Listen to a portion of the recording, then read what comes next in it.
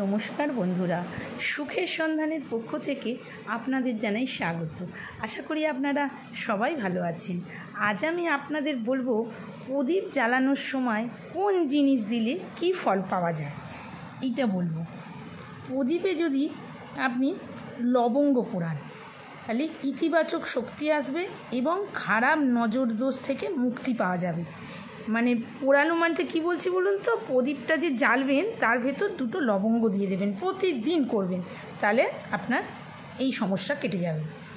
কালো তিল দিয়ে যদি প্রদীপ জ্বালানো হয় না, শনিদেব খুব খুশি হন এবং কর্মক্ষেত্রে বাধা দূর হয় একদম। মানে যদি অনেকে তো আসে না, প্রচুর বাধা থাকে, কোনো কাজে যাচ্ছে, হলো না, কাজটা কেটে গেল, তাহলে তাকে কালো তিল দিতে হবে প্রদীপ জ্বালানোর সময়। এতে বড় বাবাও খুব খুশি হন। যাদের শনির 7.5 ধাইয়া চলছে, এই কাজটা করে দেখুন, দারুণ ফল পাবেন। কর্পূর দিয়ে প্রদীপ জ্বালালে ঘরে অর্থের কোনো দিন কোনো অভাব হবে না এবং দেবতারা ঘরে বাস করবে এবং সন্তুষ্ট হবেন। যদি প্রদীপে একটু কর্পূর দেন, প্রতিদিন প্রদীপ জ্বালাবেন, একটু করে কর্পূর দিয়ে দেবেন, অল্প একটু দেবেন, সামান্য দিলেই হবে। প্রদীপে কালো মরিচ দিলে আর্থিক সমস্যা দূর হবে এবং শত্রুরা আপনার কোনো ক্ষতি করতে পারবে না।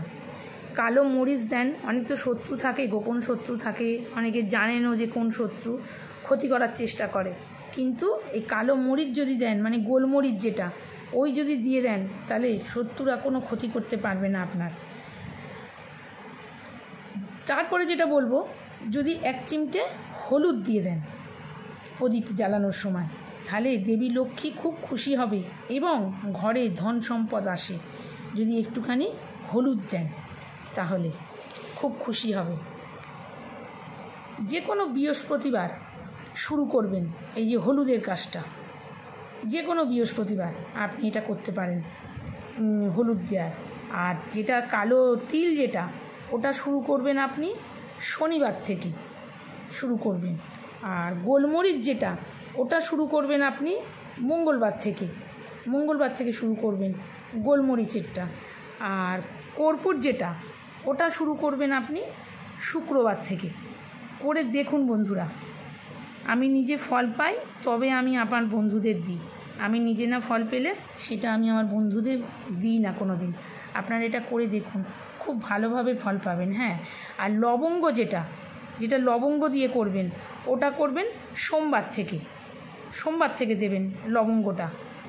তাহলে পরপর মনে রাখুন, নোট করে নিন ওগুলো, তাহলে মনে থাকবে। ওইটা চুপ করে দেখবেন, দেখে ওই দিন থেকে করবেন কাজটা, তাহলে খুব ভালো ফল পাবেন। করে দেখুন, খুব ভালো ফল পাবেন। যে শত্রু বলুন, আর্থিক উন্নতি বলুন, আর যেটা বললাম আমি, শত্রুর হাত থেকে মুক্তি পাওয়া, মা লক্ষ্মী খুশি হওয়া, ঘরের অর্থ সম্পদ ভরা, কোনটা নয় সব কটা পাবেন যদি আপনি এইগুলো করেন। যেটা আপনার বেশি সমস্যা করবেন, কোনটা যেটা বেশি সমস্যা সেটা করবেন। আপনার যদি ধরুন শত্রু বেশি, তাহলে আপনি শত্রুরটা করবেন। যদি আপনার আর্থিকের প্রয়োজন বেশি, আর্থিক অনটন আছে, তাহলে আর্থিকেরটা করবেন। যেটা আপনার প্রয়োজন আপনি সেটা করবেন, করলে এই ফলগুলো পাবেন। খুব ভালো থাকবেন, সুস্থ থাকবেন, ভালো থাকবেন। আজ এই পর্যন্ত।